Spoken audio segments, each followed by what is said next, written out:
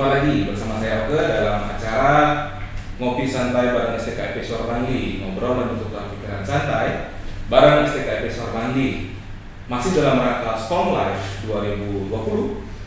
Hari ini saya mendatangi KPP Pratama Gianyar dan saya didampingi oleh bapak-bapak yang tampan dan juga ibu yang cantik. Di sebelah ujung kanan saya Bapak Ketut Swena SHMA SHMM. Bapak SHMM, beliau selaku kasih ekstensifikasi dan penyuluhan kantor pajak KPP Pratama Gianyar. Kemudian ada Bapak Agung Menyananda sebagai seksi pelayanan, ada Ibu Frumensia Gracia Dihamu sebagai seksi penagihan. Dan saya jangan minta gitu ya. Kalau ada hutang itu Sepertinya nggak ada hutang sih, kayaknya. Kemudian yang terakhir ada Bu Panti Prihatini Furmi. Selamat pagi Bu. Oke, hari ini kita akan membahas soal hal tentang pajak, banyak hal sebenarnya tentang pajak yang mungkin adik-adik juga teman-teman yang lain belum ketahui dan juga sering bingung gitu. Pajak itu apa sih? Mengapa sih kita harus bayar pajak? Ngapain juga uang pajak kita dan seperti apa sih pajak itu? Tapi sebelum itu saya tanya kabar dulu deh dari Bapak dan Ibu. Bapak, bagaimana kabar hari ini? Sehat? Kabar baik, sehat, alhamdulillah ya. Tapi setelah Pak menyampaikan informasi pendahulu tadi, boleh saya prakata sedikit ya. Dalam situasi yang hari ini cukup baik ya, cerah dan seperti yang kita sehat-sehat semua ya. Saya sangat berterima kasih, menyampaikan ucapan terima kasih kepada STKIP Suarbandi yang sudah bersedia dan menjadi perpanjangan tangan kami di KPP Pratama Gianyar untuk menyampaikan informasi mengenai perpajakan ini secara luas ke masyarakat. Mungkin audien yang disasar dulu adalah para mahasiswa di STKIP Suarbandi kan seperti itu ya. Tapi pada akhirnya saya berharap itu informasi akan menyebar lebih luas lagi sehingga apa yang kita bicarakan, diskusikan hari ini bisa lebih banyak diketahui dan barangkali ada manfaatnya bagi masyarakat secara luas. Terima kasih. Ya, kalau Ibu dan Bapak yang lain sehat? sekarang Mungkin ini mendengar suaranya teman-teman ini sepertinya masih malu-malu gitu. Mungkin bisa sapa halo dulu satu masing-masing. Halo. Halo, halo. Halo. hai Gitu. Jadi kedatangan saya sini hari ini kita akan berdiskusi tentang banyak hal dan saya akan mulai bertanya Pak dari ibu sekalian. Yang pertama, pajak. Kan banyak yang bingung itu pajak, apa sih pajak dan mengapa sih pajak itu penting bagi negara Indonesia, apalagi yang kemarin kan ada SPT segala macam itu pajak apa sih pajak dan mengapa itu penting? Silakan. Ya. Mulai Mas Agung. Mungkin dari saya ya. Untuk pajak, pengertian dari pajak itu sendiri. Ya. Sebenarnya secara luas tuh pajak itu kayak semacam apa ya? Upeti gitu. Kalau misal orang dulu tuh bilang upeti gitu. Jadi kayak nggak ada kita dapat penghasilan kok tiba-tiba bayar pajak gitu. Kenapa? Gitu. Maksudnya kayak sifatnya memaksa juga. Nah, di dalam Undang-Undang Perpajakan itu dijelaskan pengertian pajak itu kontribusi uang wajib dari wajib pajak. Jadi yang wajib, jadi yang harus, maksudnya yang harus diberikan kepada negara yang sifatnya itu memaksa dan dia itu nggak langsung manfaatnya itu nggak langsung ke masyarakat kayak gitu dan diatur oleh undang-undang.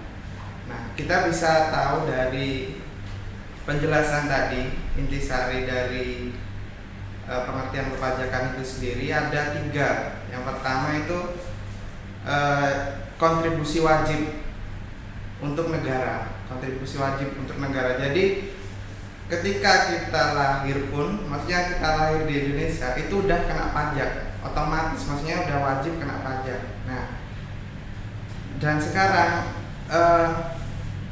ternyata nggak semua, maksudnya itu nggak semua pajak tuh harus dikenakan. Jadi ada syarat-syaratnya. Ya, yang pertama itu syarat subjektif sama syarat objektif. Ketika kita sebagai masyarakat udah memiliki syarat subjektif sama objektif, berarti itu wajib membayar pajak. Kayak gitu yang pertama. Dan yang kedua, sifatnya memaksa. Sifatnya memaksa di sini ya gimana ya, karena penghasilan kita otomatis harus dibayarkan gitu kan. Dan itu harus memenuhi kriteria syarat subjektif sama objektif. Nah, kalau misal dia nggak masuk kriteria syarat subjektif dan objektif, itu tidak diwajibkan untuk bayar pajak. Gitu. Berarti dipaksa ya? Bayar. Ya. Tapi begini, pengertian memaksa itu adalah amanat undang-undang. Ya, Jadi saya undang. pemaksaan ini bukan sifatnya kita orang pajak, dalam hal ini Fiskes tidak boleh memaksakan kehendak gitu. Jadi kita sifatnya memaksa itu adalah sesuai amanat undang-undang. Ya. Berarti memaksa itu bukan dalam arti negatif ya, tapi artinya Karena pada dasar mungkin sebagai tambahan pemaksa unsur pemaksaan ini ditambahkan itu dalam amanat di undang-undangnya, mungkin karena pada dasarnya kan masyarakat tidak ada yang sukarela mau bayar pajak. Kan di situ masalahnya.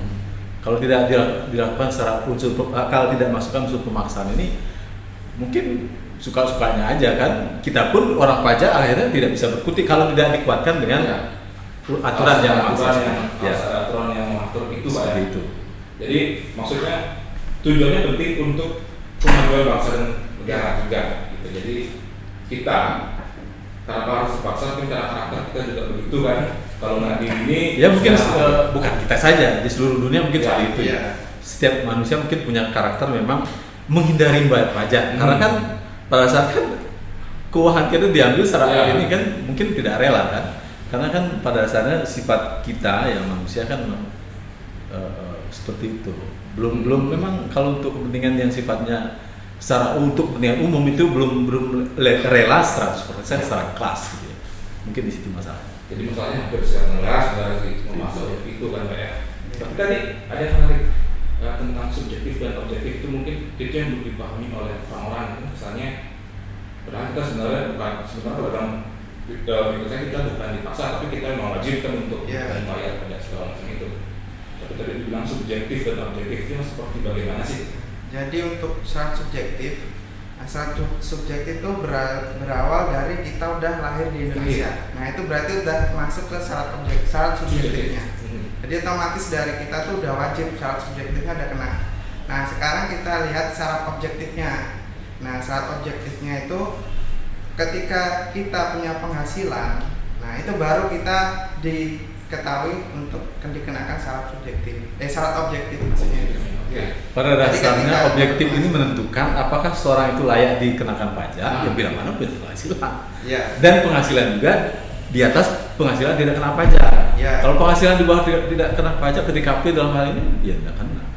Jadi meskipun dia udah masuk syarat objektif, tetapi dia masih di bawah PTKP. Nah, PTKP kan penghasilan tidak kena pajak. Nah, sekarang diatur 1 tahunnya tuh 54 juta PTKP-nya. Jadi ketika dalam 1 tahun dia PTKP-nya udah lebih dari 54 juta, otomatis dia udah wajib bayar pajak. Nah, ketika dia udah lewat segitu tapi tidak bayar pajak, nah itu langsung dikenakan sanksi administratif namanya. Berarti salah satu pemikiran orang-orang kita selama ini kan berpikir kalau kita sudah kerja berapapun penghasilan kita kena pajak, ternyata ada PTKP namanya bayar pajak, tidak ada batasan. Ada batasan ibarat biaya hidup seseorang. Yang itu tentu karena biaya hidup kan tidak kena pajak. Yang besaran sudah jelas kan. Jadi ada besaran PTKP yang di atas itu baru kena pajak. Dan tarif pun progresif kan seperti itu. Ya sebenarnya kecil 5% kan untuk skala kita ya masih. Jadi itu hanya per tahun lah ya bukan? Ya per tahun. Penghasilan per tahun ya kali persentase ya. Tapi pembayarannya tentu setiap penghasilan per bulan dia harus dipotong. Bayar. Potong atau kalau dia bekerja di mana.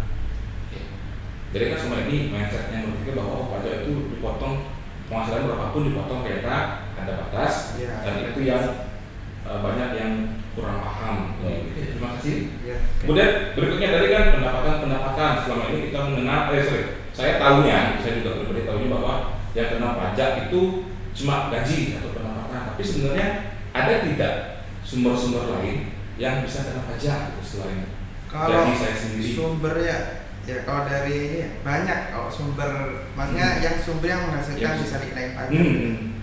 Kalau di kita itu yang pertama sumber penghasilan otomatis itu, otomatis kalau penghasilan ada penghasilan otomatis ada sumber pajaknya. Nah, yang kedua pertambahan nilai. Pertambahan nilai itu ya kayak misal kita beli makan, kita beli baju, beli alat-alat sandang pangan itu pasti ada PPN juga. Nah kayak gitu, itu dikenakan juga. Terus yang kedua atas barang mewah. Atas barang mewah ya kayak pembelian mobil-mobil mewah, rumah-rumah mewah, itu dikenakan pajak juga. Terus yang keempat itu pajak bumi bangunan. Nah, jadi kayak orang beli rumah, beli tanah itu pasti otomatis dikenakan pajak juga. Terus yang kedua pajak internasional. Jadi kayak ya dari orang luar negeri pun masuk ke Indonesia dikenain pajak semua. Jadi nggak boleh mereka tuh lepas dari pajak, nggak bisa kayak gitu. Terus yang terakhir itu pajak ini apa? Ini maksudnya mungkin luar negeri yang masuk ke Indonesia itu Iya. kapasitas mereka berbisnis di sini. Ya, Kalau maksudnya- berwisata sih enggak. Oh, Ya, maksudnya kalau datang wisata enggak. kerja ataupun Kerja, bisnis. Ya, Nah, jadi yang kayak maksudnya punya penghasilan di sini. profit untuk mereka. Oh iya. Berarti kalau kita jalan-jalan nggak masalah ya? Ya kalau jalan nggak masalah. Masalah. Berarti kalau kita jalan-jalan tapi sambil buka bisnis ya Ya. harus kena. Nah itu ya.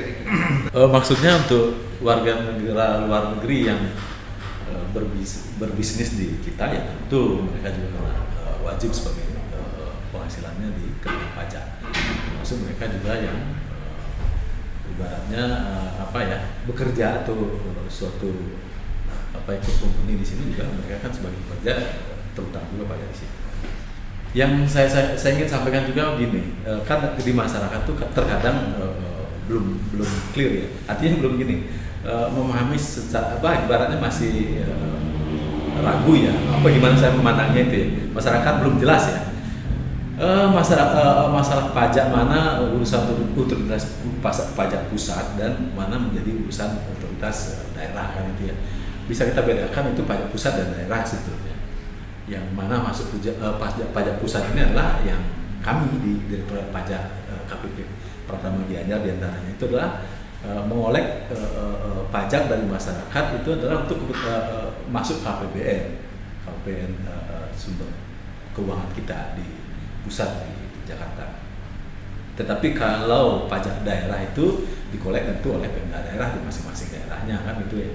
Nah itu termasuk diantaranya adalah pajak kendaraan bermotor, kemudian samsat, kemudian ada juga seperti retribusi segala macam lah pajak yang hiburan dan sebagainya yang di daerah di masing-masing daerah mungkin punya semacam kreativitas untuk penggalian PAD-nya masing-masing sehingga yang layak dijadikan dan tentu tidak bertentangan dengan peraturan di atasnya ya boleh tentu dan itu menjadi pajak daerah gitu Pak.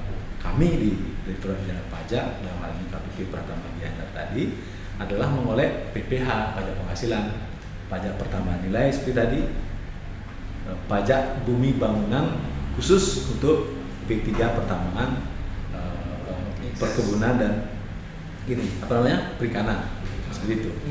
Jadi terbatas ya. Tetapi dengan jumlah terbatas dengan seperti itu keterbatasan ibaratnya jenis pajak yang kita pungut, tetapi targetnya besar sekali. Tahun ini kita targetkan sebesar 1.600-an ya. Tahun 2060 1000 saya lihat catatan saya itu tahun ini kita 1.642,57 triliun pajak yang harus dikumpulkan dalam setahun. Tetapi begitu kemudian kita menghadapi situasi sekarang pandemi COVID ini oleh pemerintah baru saja bulan ini mungkin di awal bulan kemarin direvisi kemudian menjadi 1.254,1 triliun. Nah ini hitungannya kan ribuan triliun ya. Tentu jumlah uang yang sangat banyak kan itu. Kemudian tentu masing-masing unit KPP di seluruh Indonesia ini ibarat punya targetnya masing-masing, punya jatah penerimaan yang harus dikolek sesuai dengan targetnya masing-masing, seperti itu Pak. Berarti memang ada retribusi untuk pajak pusat dan juga pajak daerah. Ya. Iya.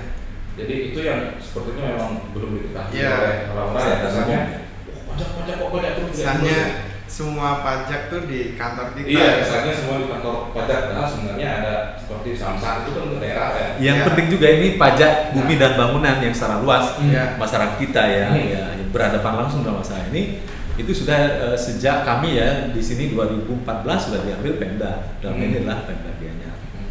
Dan di seluruh Indonesia juga seperti itu. Hanya seperti tadi P3 saja kami masih kecil.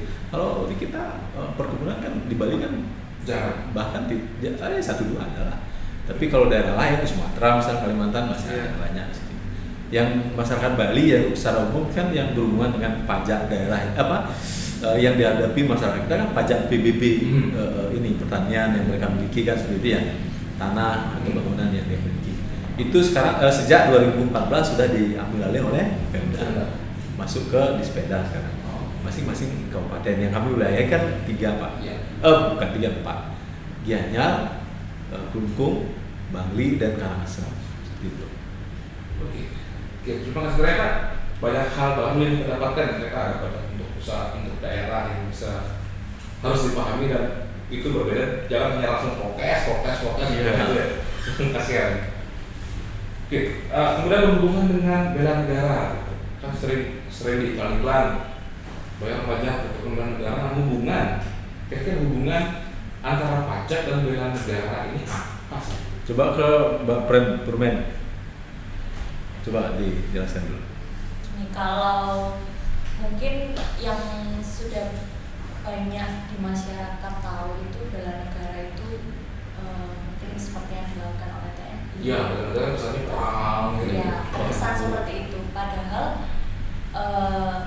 ada cara bela negara lain yang mungkin belum diketahui masyarakat banyak. Salah satunya dari pajak.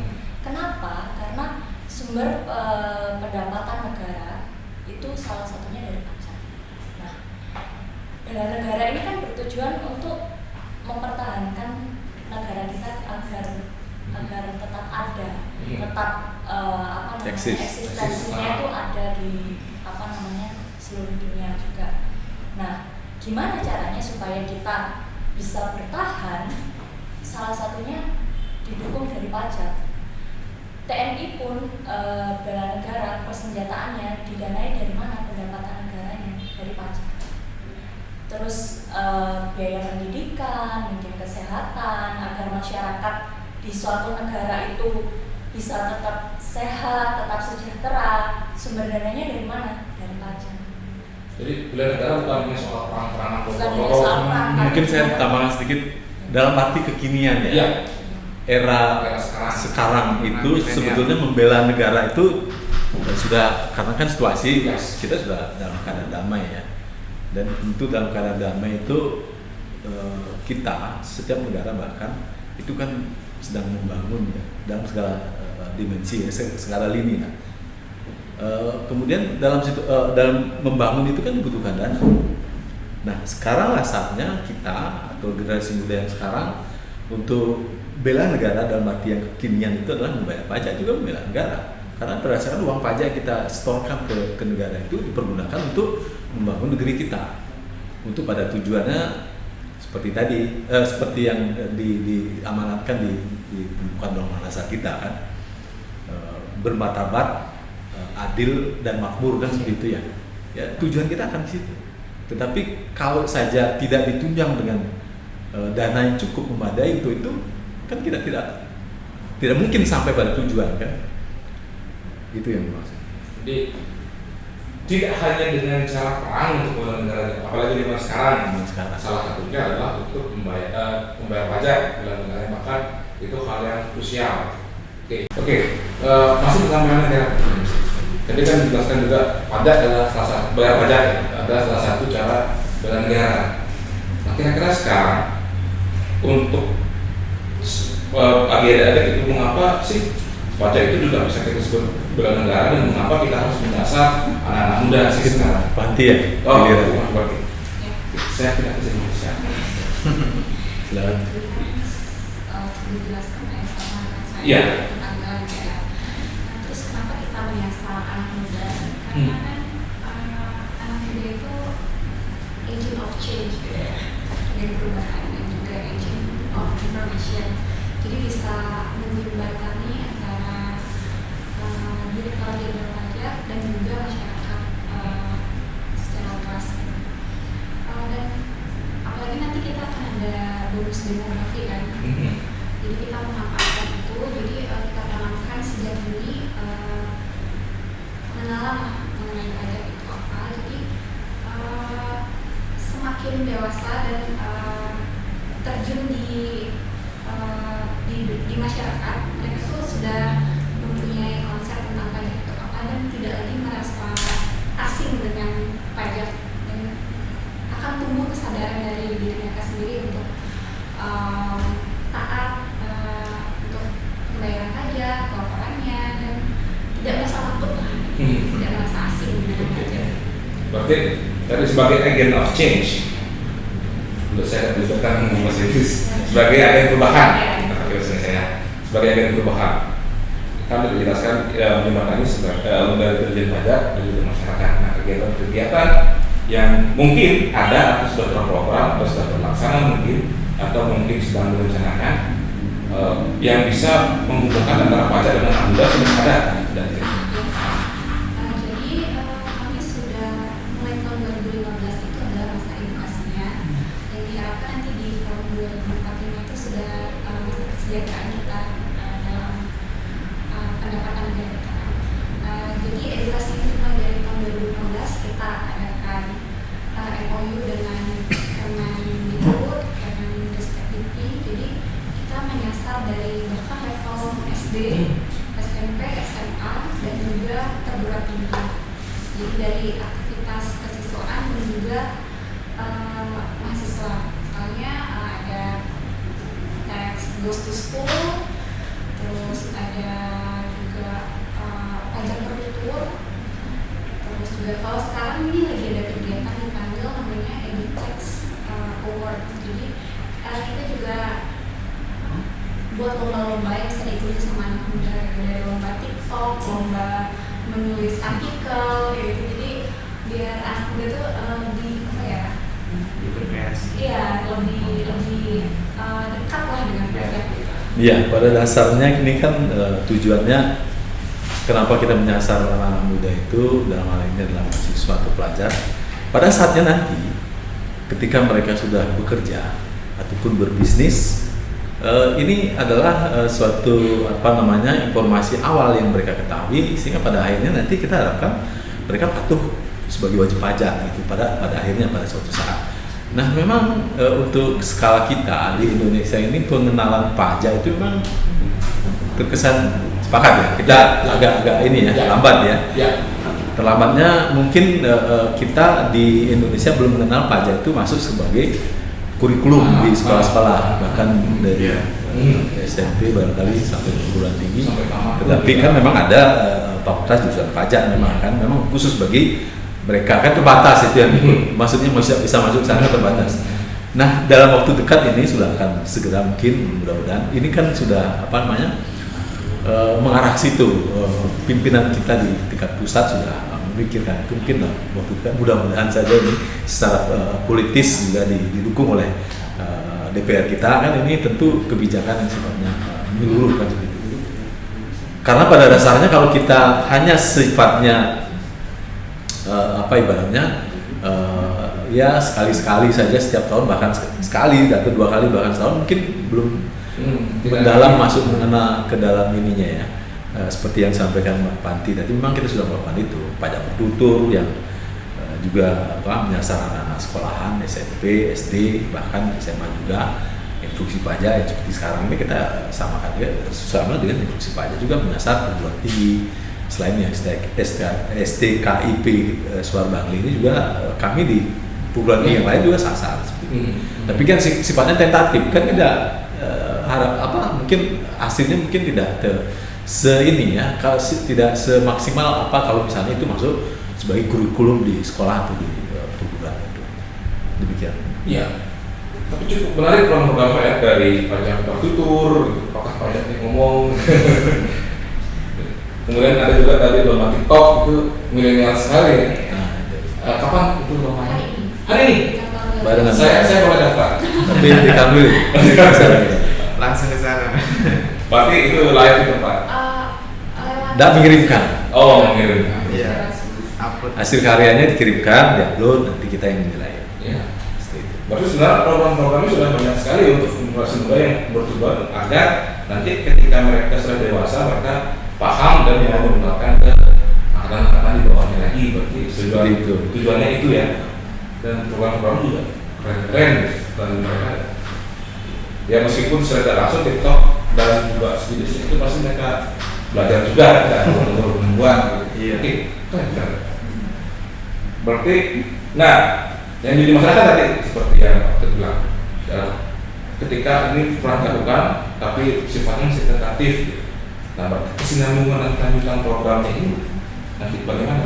Kelanjutan ini memang kan setiap tahun di program tentu berlanjut, tapi sifatnya seperti itu. Tentatifnya kan cuma setahun 12 bulan kali 30 hari kan berapa hari itu kan. Cuman kan kita melakukannya kalau pajak itu 2 kali saja dalam setahun per kantor kan. Nah, juga sasarannya kan terbatas juga, tidak semua sekolah, tapi kita bergilir seperti itu. Tahun ini kita pilih sekolah mana, tahun berikutnya sekolah mana lagi kan. Jadi sasaran mungkin sekolah yang satu yang sudah tahun lalu kita lakukan pun di situ tidak seluruh sekolah juga kan, perwakilan di sekolah itu kan. Jadi tidak serang menyeluruh. Artinya gema yang kita harapkan ini lebih reaktif ketika banyak dan secara luas seperti itu ya. Memang tidak bisa dengan ibaratnya dengan program itu tidak mungkin tidak maksimal lah. Ya, seperti itu. Berarti yang diinginkan adalah yang kecil tapi reaktif dan cepat menyebar. Ya. Mungkin dengan program hari ini ya harapan kita akan lebih luas lagi, bisa ditonton orang banyak itu. Terima kasih. Oh ya, terima kasih dengan program-program yang keren gitu.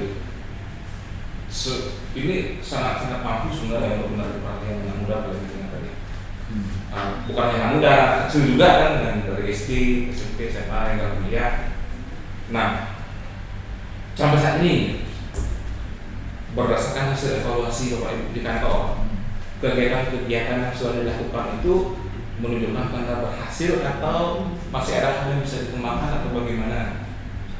Boleh saya melihat perkembangan ini sesuatu yang positif lah. Karena pada dasarnya saya melihat, saya langsung terjun juga ikut terlibat.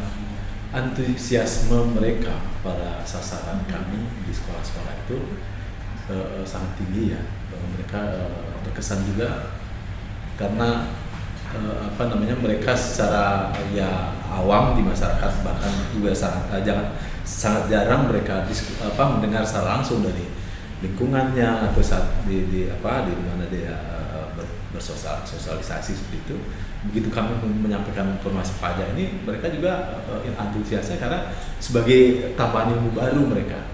Dan harapan kami juga dengan demikian antusiasme mereka itu seperti tadi, harapan itu mudah-mudahan pada suatu saatnya mereka akan menjadi calon wajib pajak yang potensial, bahkan mungkin suatu ketika pada akhirnya seperti itu.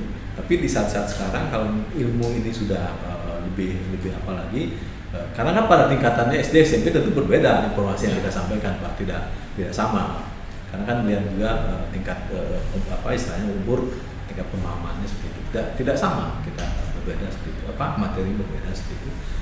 Sehingga pada akhirnya kalau mengacu pertanyaan Pak tadi, kesinambungan ya tetap seperti itu tadi, sepanjang nanti program ini berlanjut lagi tahun demi tahun seperti itu.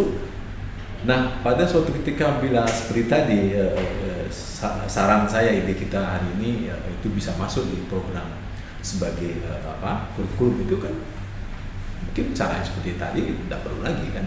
Itu sudah berakhirnya sudah lebih dalam lagi dan langsung.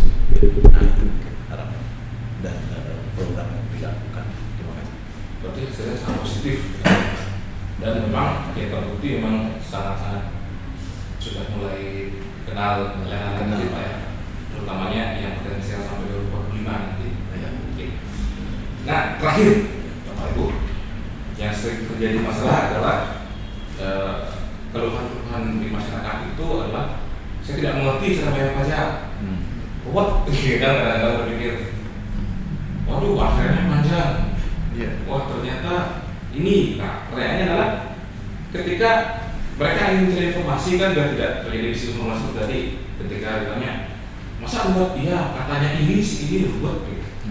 Katanya si ini antre, katanya si ini susah bayarnya, kasus itu yang sering terjadi disinformasi. Nah, apakah ada atau mungkin customer service lah kita atau mungkin pusat informasi dari KPP ataupun panwil yang bisa kita hubungi atau diajak bertanya, apakah atau mungkin bisa dijelaskan dulu aku silakan. Ya. Kalau untuk masalah informasi tentang perpajakan, kita udah banyak mulai dari yang pertama tuh yang awal tuh kering pajak. Nah, kering pajak itu udah ada dari awal.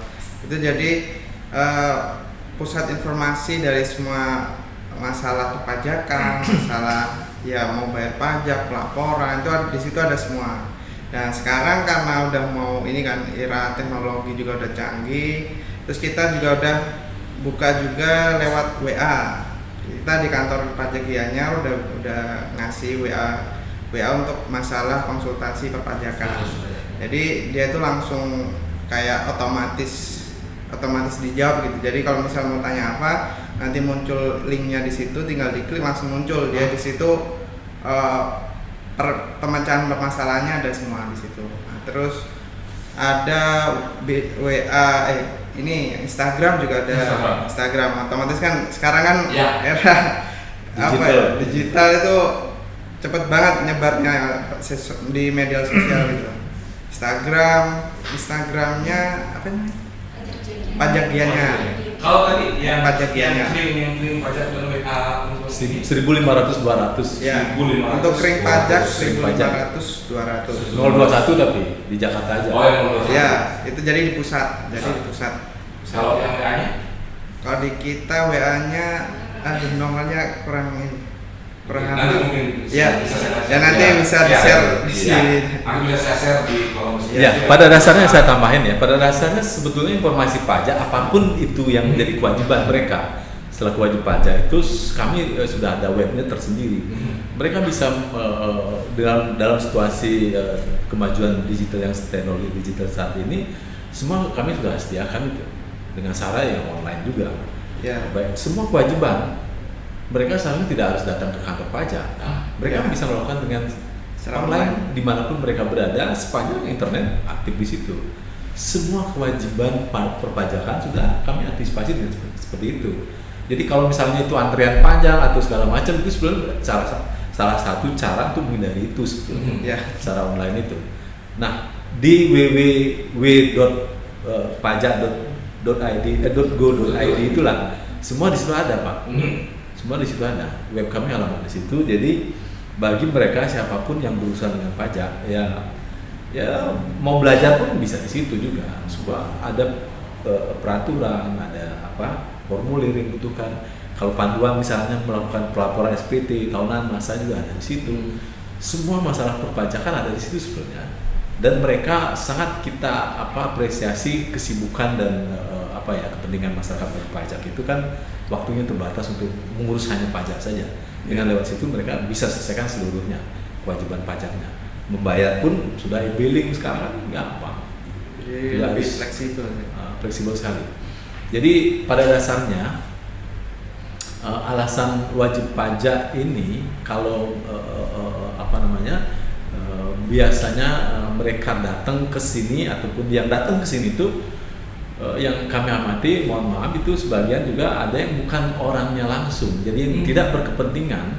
Jadi dia karena tidak berkepentingan, tapi bukan wajib pajak langsung loh maksudnya. Jadi alasannya dia merasa mungkin karena seperti tadi karena ramai ibaratnya kami sedang ramai ya melayani yang lain, jadi dia harus ngantri karena mungkin juga sifatnya mungkin dia mewakili, ya bisa aja dia terganggu waktunya seperti itu. Nah untuk hal ini yang sifat yang sekali lagi yang mewakili itu sebetulnya sudah diatur, kami mengaturnya bahwa bagi yang mewakili itu harus sudah punya sertifikat privat gitu. Harus mereka sudah mengerti masalah pajak, karena berdasarkan mengurus masalah pajak ini mengurus uang sebetulnya, uangnya wajib pajak gitu. Kalau yang mengurusnya sendiri tidak mengerti masalah pajak kan jadi masalah juga bagi wajib pajak. Jadi aturan ini sebenarnya tujuannya untuk istilahnya mengamankan wajib pajak supaya urusannya itu tidak bermasalah, diurus oleh orang yang tidak ngerti, itu maksudnya. Sehingga diwajibkan itu aturannya memang bagi mereka yang menguruskan orang lain itu harus memang punya klasifikasi seperti itu. Berarti sebenarnya dari pajak sudah menyediakan baik website, aplikasi juga ada. Aplikasi ada. Nama aplikasinya. Kalau masing-masing itu semua e-faktur, e-filing itu aplikasi semua. Berarti per jenis wajib jenisnya. Baru sudah sangat mudahkan sebenarnya. Sangat mudah. Dan tidak perlu harus ke kantor. Tidak harus. Iya. Jadi kalau memang ada pertanyaan bisa ask from home. Ya, seperti itu bisa. Teman dari WFH, AFH, ask from home. Berarti yang perlu kita berbawa adalah sebenarnya kita tidak perlu ke kantor kalau memang tidak benar-benar perlu sekali. Ya. Kita bisa dapat informasi dari mana aja. Oke. Baik. Demikian tadi ngobrol-ngobrol kita yang santai. Semoga adik-adik yang menonton hari ini mendapatkan ilmu dan juga memahami bahwa ternyata pajak tidak seribet itu, dan ternyata mengapa pajak penting bagi kita semua, dan mengapa kita sebagai pembayar pajak juga adalah sebagai pembela bangsa, dan bukan hanya seorang TNI atau polisi yang membela bangsa, tapi kita dengan taat membayar pajak juga adalah seorang pembela bangsa dan negara. Terima kasih waktunya Pak. Terima kasih Pak Gun, Bu Adi, dan Indonesia. Maaf, saya memang agak lama mengenal nama orang jadi mohon maaf otak saya agak kolot, ada kawan. Jadi hari ini cukup demikian, tonton sampai habis. Sampai jumpa di kampus dan sampai jumpa di lain kesempatan. Ciao. So.